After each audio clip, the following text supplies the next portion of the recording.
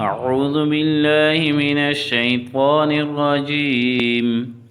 بسم الله الرحمن الرحيم. يا أيها الناس اعبدوا ربكم الذي خلقكم والذين من قبلكم لعلكم تتقون الذي جعل لكم الأرض فراشا والسماء بناء وأنزل من السماء ماء فأخرج به من الثمرات رزقا لكم فلا تجعلوا لله أندادا وأنتم تعلمون.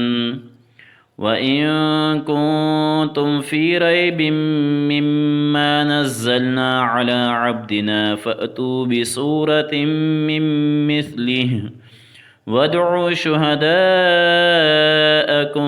من دون الله إن كنتم صادقين فإن لم تفعلوا ولن تفعلوا فاتقوا النار التي وقودها الناس والحجارة أعدت للكافرين.